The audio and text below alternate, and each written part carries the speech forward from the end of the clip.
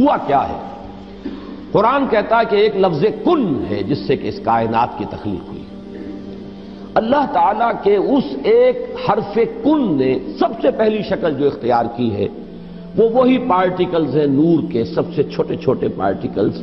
یہ خنک نور کا دور ہے جس میں کہ حرارت نہیں تھی، گرمی نہیں تھی، ٹھنڈی روشنی، ایک بسیط نور تھا کہ جو اس حرف کن کے ذریعے سے وجود میں آیا۔ یہ جو دور ہے خنک نور کا، ذہن میں رکھیے، اس میں ابھی حرارت نہیں ہے، اس میں گرمی نہیں ہے، جو بھی ہے اندر پوشیدہ ہے اس کے، وہ بعد کا مرحلہ آئے گا جب میں عرض کروں گا۔ اس خنک نور کے دور ہی میں دو چیزیں اللہ نے اس سے پیدا کی جو صاحب شعور اور صاحب تشخص ہے۔ ایک ارواح انسانیہ، وہ بھی نورانی ہے، اس نور سے بنی۔ دوسرے ملائکہ، وہ بھی نورانی ہے اور اس نور سے بنے۔ سب سے پہلے اللہ نے حضور صلی اللہ علیہ وسلم کی روح کو پیدا کیا، کیونکہ ابتدائی مرحلہ یہی ہے۔ یہ خلق نور کا دور ہے، جبکہ ابھی نہ کوئی ناری کرے تھے، نہ کہیں ابھی کہیں کسی طرح کی خاک وغیرہ کا کوئی مسئلہ تھا۔ اس کائنات میں اللہ تعالیٰ کے حرف کن نے ایک خنک روشنی کی شکل اختیار کی تھی، اس سے پیدا کی گئی ارواح انسانیہ، انہی میں ایک روح محمدی ہے صلی اللہ علیہ وسلم۔ تو اگر سب سے پہلے اللہ نے اسی کو بنایا ہو تو اس میں کوئی حرج واقع نہیں ہوتا، وہ بھی مخلوق ہے، وہ بھی اللہ کے بنانے سے وجود میں آئی ہے۔ صرف ایک تقدم زمانی اسے حاصل ہے کہ سب سے پہلے اللہ نے نبی اکرم صلی اللہ علیہ وسلم کی اس روح مبارک کو اس نور سے پیدا کیا، لیکن اسی نور سے تمام انسانوں کی ارواح پیدا کی گئی، اور انہی سے وہ عہد لیا گیا تھا لست بربکم قالوا بلی، اور اسی نور سے ملائکہ پیدا کیے گئے ہیں، جس کے بارے میں حدیث میں آپ کو بتا چکا ہوں کہ حضرت عائشہ صدیقہ رضی اللہ تعالی عنہ سے مروی ہے حضور کا یہ قول کہ اللہ تعالیٰ نے فرشتوں کو نور سے پیدا کیا۔ اس کے بعد تنزل کا مرحلہ آتا ہے۔ اب تنزل کس میں ہو رہا ہے؟ تنزل ذات باری تعالیٰ میں نہیں ہے، معاذ اللہ ثم معاذ اللہ، یہ اللہ تعالیٰ کے ایک امر کن کی جو شکل ہوئی ہے، در حقیقت اب اس میں تنزل ہو رہا ہے۔ وہ دوسرا تنزل جو ہے وہ یہ ہے کہ اس خنک نور میں بڑے بڑے ایکسپلوژنز ہوئے ہیں اور ناری کرے وجود میں آئے۔ یہ ذہن میں رکھیے کہ ایک شے ہے، اس کے اندر کوئی حرارت مخفی ہے، ظاہر نہیں ہو رہی۔ ایٹمز ہیں، ایٹمز کے اندر بہت بڑی انرجی ہے، ظاہر نہیں ہو رہی۔ اس خنک نور کے اندر بھی وہ انرجی موجود تھی، لیکن انسولیٹڈ تھی، اس کا ظہور نہیں تھا۔ لیکن جب ایکسپلوژنز ہوئے ہیں تو پھر یہ کہ بڑے بڑے ناری کرے وجود میں آئے۔ یہی ناری کرے ہیں جن کو ہم سورج کہتے ہیں، بہت بڑا ناری کرہ ہے سورج، اس کے اندر کمبسشن کا عمل چل رہا ہے، عمل احراق ہے، اس کی حرارت کا ہم تصور نہیں کر سکتے۔ بڑے اور نہ معلوم کتنے سورج ہیں اس کائنات میں، یہ نہ سمجھیے کہ ایک ہی سورج ہے۔ یہ ایک سورج کے گرد ہمارا جو یہ ہے ایک سولر سسٹم ہے، کنبہ ہے اس کا، کہ اس کے گرد جو ہے یہ سیارے چکر لگا رہے ہیں، کرے ہیں، اور نہ معلوم کتنے سورج ہیں۔ پھر ایک سورج ہے اور ایک ستارے ہیں، ان ستاروں کے گرد یہ سورج اپنے کنبوں کو لے کر چکر لگا رہے ہیں۔ بہرحال ہم یہاں پر جو ہے اصولاً جو بات سمجھنا چاہ رہے ہیں اس وقت وہ یہ ہے کہ یہ سیکنڈ سٹیج ہے، تنزل ہے یہ، کہ اب اس خنک نور میں جب ایکسپلوژنز ہوئے ہیں تو وہاں سے بڑے بڑے ناری کرے وجود میں آئے۔ یہ ایکسپلوژن کا میں جان بوجھ کر بول رہا ہوں، اس لیے کہ جدید سائنس میں، جدید فزکس میں ایک لفظ استعمال ہوتا ہے دی بگ بینگ تھیوری، اس کا نام ہی ہے دی بگ بینگ تھیوری، کہ ایسا معلوم ہوتا ہے کہ ایک وقت میں کوئی بہت بڑا دھماکہ ہوا جس سے کائنات وجود میں آئی۔ اب یہ دھماکہ جو ہے بگ بینگ تھیوری جو ہے، یا تو یہ ہے کہ اس کو تعبیر کیا جائے گا اس حرف کن سے، کن، وہ کن کیسا ہوگا جس نے اس پوری کائنات کو وجود بخشا ہے، اس کا ہم تصور نہیں کر سکتے۔ یہ ہم کہہ رہے ہیں کن، لیکن اللہ کا وہ کلام جب صادر ہوا ہو اور حکم ربی امر کن جو ہے اس کی کیا کیفیت ہوگی، تو یا تو بگ بینگ جو ہے یا تو اس سے تعبیر کیا جائے، اور یا یہ کہ جو یہ ایکسپلوژنز ہوئے ہیں اس خنک نور نے جو ناری کروں کی شکل اختیار کی ہے، تو یہ بگ بینگ ہے، یہ دھماکہ ہے۔ یہ دور ہے کہ جس میں اس آگ سے اللہ نے تیسری مخلوق پیدا کی۔ میں نے اب پہلے دو کر دیے نا، نور سے دو مخلوق، انسانی ارواح اور ملائکہ۔ دوسری سٹیج پر یہ تیسری مخلوق پیدا ہوئی ہے، جنات ہیں، یہ آگ سے بنائے گئے ہیں۔ قرآن بار بار کہتا ہے وَالْجَانَّ خَلَقْنَاهُ مِن قَبْلُ مِن نَارِ السَّمُومِ، قرآن مجید میں سورہ رحمان میں بھی ہے۔ اللہ تعالیٰ نے انسان کو پیدا کیا ہے مٹی سے، لیکن یہ کہ انسان کو بنایا ہے آگ کی لپٹ سے۔ بار بار آیا ہے یہ مضمون تو قرآن مجید میں، اور جنوں کا معاملہ جو ہے اور یہ کہ سورہ ہجر میں فرمایا گیا وَالْجَانَّ خَلَقْنَاهُ مِن قَبْلُ، یہ پہلے پیدا ہوئے انسانوں سے، لہذا یہ دوسری سٹیج ہے جس میں کہ جنات کی تخلیق ہوئی ہے اس آگ کی لپٹ سے۔ اس کے بعد جیسا کہ آپ کو معلوم ہے، اس حد تک تو میں سمجھتا ہوں کہ آگے اکثر لوگوں کے علم میں ہے جنہوں نے بھی کچھ فزکس پڑھی ہے ابتدائی، کہ پھر نظریہ یہ ہے کہ یہ جو بڑے بڑے ناری کرے تھے، یہ جب تیزی کے ساتھ حرکت میں تھے تو ان سے کچھ حصے ٹوٹ ٹوٹ کر ان سے علیحدہ ہوئے اور انہی کے گرد چکر لگانے لگ گئے۔ یہ ہے در حقیقت ان سورج کے گرد جو یہ سیارے وجود میں آئے ہیں، یہ کرے جو ہیں۔ پھر یہ ٹھنڈے ہونے شروع ہوئے، اور ان میں جب ٹھنڈا ہوا ہے وہ ناری کرہ، تو اوپر جو ہے کرسٹ آیا، راکھ، جیسے انگارے کے اوپر راکھ آ جاتی ہے، راکھ ٹھنڈی ہوتی ہے، اندر انگارہ موجود ہے، ذرا سی راکھ ہٹ جائے اگر اور آپ کی انگلی جو ہے اس انگارے کو ٹچ کر جائے تو جلے گی، لیکن اگر راکھ اوپر ہے تو وہ آپ کو محسوس نہیں ہوگا۔ اور چونکہ ٹھنڈی چیز سکڑتی ہے، لہذا اس کے اندر اب دراڑیں پڑی ہیں، کہیں پہاڑ بن گئے، کہیں غاریں بن گئی، ساتھ ہی ان کے ٹھنڈے ہونے کی وجہ سے بخارات نکلے ہیں، انہی میں سے نکلے ہیں، انہی کروں میں سے بخارات نکلے ہیں۔ یہ بخارات ہیں جنہوں نے اوپر جا کر وہ جو جسے ہم فضا کہتے ہیں، ایٹماسفیئر، جس کے اندر گیسز ہیں، یہ یہیں سے انہی کروں کے ٹھنڈے ہونے سے وہ بخارات نکلے ہیں۔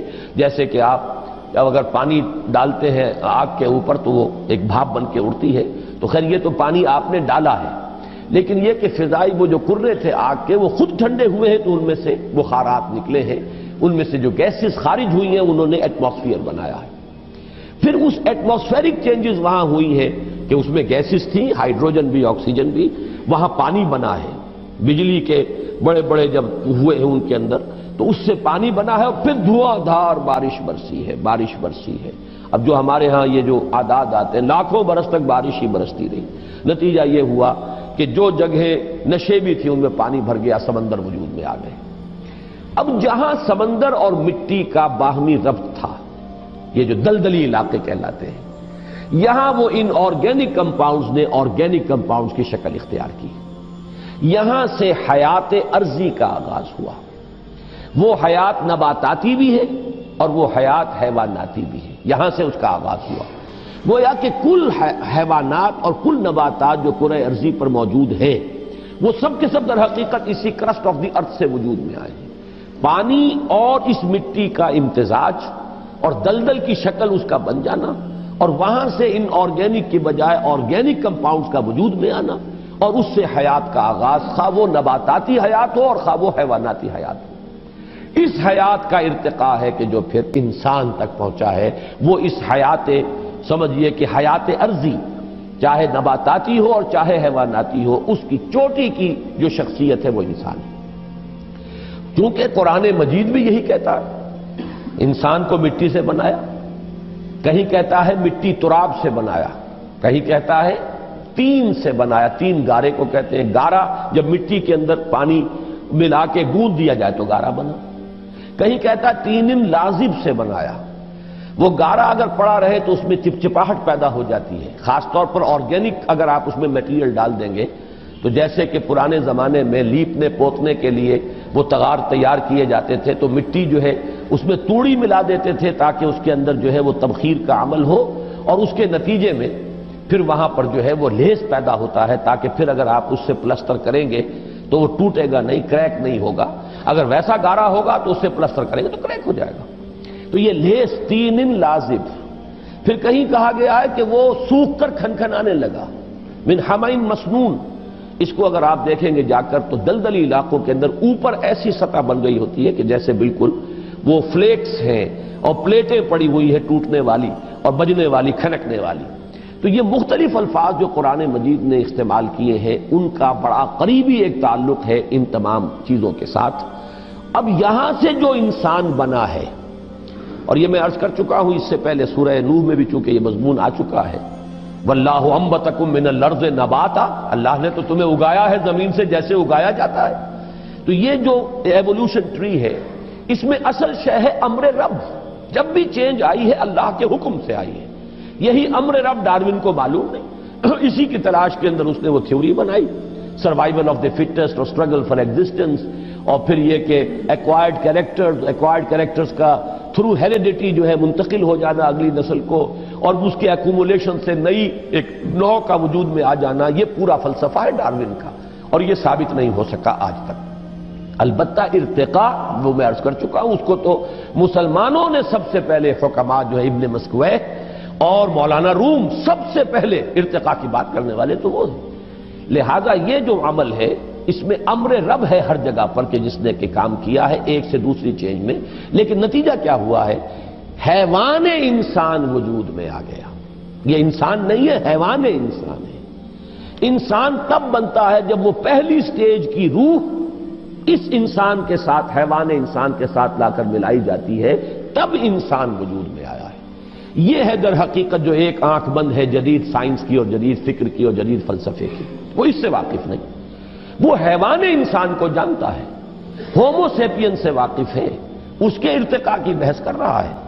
ہمارے نزدیک انسان در حقیقت صرف حیوان نہیں ہے، حیوان انسان، ہومو سیپینز اس کا بایولوجیکل نیم آپ رکھ دیجئے، وہ چاہے اس ارتقاء کے عمل سے وجود میں آیا ہو، لیکن وہ روح جو اس میں پھونکی گئی ہے، فَإِذَا سَوَّيْتُهُ وَنَفَخْتُ فِيهِ مِن رُّوحِي فَقَعُوا لَهُ سَاجِدِينَ، تو جب میں اس کو پوری طرح تیار کر لوں، نوک پلک سنوار دوں اور اس میں اپنی روح میں سے پھونک دوں تو گر پڑنا اس کے سامنے سجدے میں۔ تو در حقیقت مقام جو ہے انسان کا، اس کی جو عظمت ہے، اس کی جو بلندی ہے، اس کی جو رفعت شان ہے، وہ جو مسجود ملائک بنا ہے، تو اس حیوانی وجود کی بنیاد پر نہیں، بلکہ در حقیقت اس روح ربانی کی بنیاد پر جو اس میں پھونکی گئی۔ یہ ہے سارا تھیسس، اس کو اچھی طرح سمجھ لیں، اس میں ساری چیزیں فٹ بیٹھ گئی۔ سائنس کے ساتھ ہر سٹیج پر کوریلیشن ہے۔ نمبر 2، قرآن کے ساتھ کہیں کوئی تصادم نہیں ہے۔ وہ آگ سے بنائے گئے، یہ خاک سے بنائے گئے۔ انسان کا چونکہ یہ ظاہری وجود جو ہے جسمانی، وہ تو خاک سے بنا، مٹی سے بنا، پانی سے بنا، یہی عناصر اربعہ جو ہے اس کے اندر لگائے گئے ہیں۔ البتہ جو انسان کا اصل مقام ہے وہ اس روح کی وجہ سے ہے۔ اب اس کو جان لیجئے کہ چونکہ یہ میں سورہ رحمان کے درس میں تفصیل سے واضح کر چکا ہوں، اس لیے کہ مولانا امین احسن اصلاحی صاحب نے اس مقام پر بڑی زبردست ٹھوکر کھائی ہے۔ ہمارا اجماعی عقیدہ رہا ہے سلف میں کہ جنات پر وحی نہیں ہوتی، جنات میں کوئی نبی نہیں ہوتے، نہ کبھی ہوئے ہیں، اور وہ بھی تابع ہوتے ہیں جو انسانوں میں نبی اور رسول آتے رہے۔ اور ان دونوں مقامات سے بھی ثابت ہو جائے گا۔ یہ میں تو حیران ہوں کہ اصلاحی صاحب نے اتنی بڑی ٹھوکر کیسے کھائی ہے، لیکن بڑا آدمی جب ٹھوکر کھاتا تو بڑی ہی کھاتا، پھر وہ چھوٹی ٹھوکر نہیں ہوتی۔ تو یہ ہمارا اجماعی عقیدہ ہے اور 100% درست ہے۔ اس کی وجہ کیا ہے کہ در حقیقت جن میں روح نہیں ہے، وہ روح وہ تو اس پہلی سٹیج کی شے ہے، جبکہ جنات کی تخلیق سیکنڈ سٹیج پر ہوئی ہے، وہ محض ناری ہے۔ لیکن انسان محض خاکی نہیں ہے، خاکی جمع نوری ہے، اس کے اندر وہ جو روح جو ہے وہ تو نوری ہے۔ آدمی زیادہ طرفہ ماجونس از فرشتہ سرشتہ وز حیوان، بڑا پیارا شعر سینکڑوں برس پہلے کہہ گئے شیخ سعدی۔ یہ آدمی زیادہ عجیب معجون مرکب ہے، اس کے اندر دو چیزیں ہیں، حیوان بھی ہے، فرشتہ بھی ہے۔ اب دیکھیں کس قدر صحیح شعر ہے۔ حیوان انسان مٹی سے بنا ہے، وہ حیات ارضی کی ایک شے ہے، ارتقاء یافتہ شکل ہے، لیکن یہ کہ جو وہ اصل روحانی وجود ہے اس کا، وہ فرشتوں کا ہم پلہ ہے، ہم سر ہے، بلکہ فرشتوں سے افضل ہے، اس لیے کہ فرشتوں کو تو ان کے سامنے جھکایا گیا ہے۔ ڈٹے رہے قرآن کے ساتھ، قرآن کے کسی شے کے ساتھ تصادم نہ ہونے پائے۔ اگر کہیں ہو رہا ہے تو ہم یہ کہیں گے کہ قرآن صحیح ہے اور سائنس غلط ہے۔ ہو سکتا ہے کہ ابھی اور سائنس ترقی کرے تو وہ وہاں تک پہنچ سکے جہاں تک کہ ہمیں قرآن پہنچا رہا ہے۔ جیسے میں آسمانوں کے تصور کے بارے میں بار بار کہتا ہوں، جب اتنا ریپیٹڈلی قرآن میں آیا ہے کہ 7 آسمان ہیں، طباقہ ہیں، ایک دوسرے کے اوپر ہے، تو ایسا ہی ہے۔ آج تک ہم نہیں سمجھ سکے، کوئی حرج نہیں۔ آج سے 200 سال پہلے ہم اور بہت سی باتیں نہیں سمجھے تھے، ہمیں ایٹم کا سٹرکچر ہی معلوم نہیں تھا، ہم یہی نہیں سمجھ سکتے تھے کہ کل فی فلک یسبحون کے کیا معنی ہے، کہ ہر شے تیر رہی ہے۔ یہاں تو ثبات ایک تغیر کو ہے زمانے میں، سکون محال ہے قدرت کے کارخانے میں۔ چھوٹے سے چھوٹے ذرے کے اندر بھی آپ دیکھیں گے کہ اس کا ایک نیوکلیس ہے اور اس کے گرد جو ہے الیکٹران جو ہے چکر لگا رہے ہیں۔ کل فی فلک یسبحون، آپ چاہے اجرام سماویہ تک پہنچ جائیں، سورج اور اس کے ان کروں کو لے لیں، تب بھی وہ ہر چیز تیر رہی ہے۔ سورج بھی کھڑا نہیں ہے، سورج بھی تیر رہا ہے۔ کوئی ستارہ اور سٹار ہے جس کے گرد سورج چکر لگا رہا ہے۔ کبھی ہم نے یہ سمجھا کہ سورج کھڑا ہوا ہے، کبھی ہم نے سمجھا سورج چلتا ہے زمین کھڑی ہوئی ہے۔ یہ ہمارے علم کے ادوار تھے، یا یوں کہیے علم کے نہیں جہالت کے ادوار تھے۔ لیکن آج علم انسانی یہاں تک پہنچ گیا کہ کوئی شے کھڑی نہیں ہے، ہر شے تیر رہی ہے۔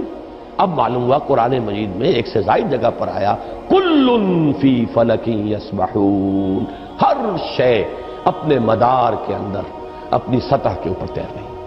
اسی طریقے سے وقت آئے گا کہ جب کہ ہمیں معلوم ہوگا کہ یہ بات تھی جو آج ہمیں معلوم ہوئی، جو قرآن 7 آسمانوں کے حوالے سے بار بار کہتا ہے۔ تو جہاں سائنس جو ہے وہ ہمیں قرآن مجید سے ٹکراتی بھی محسوس ہو، وہاں ہمارا معاملہ یہ ہوگا کہ ہم قرآن پر ایمان کو محکم رکھیں گے۔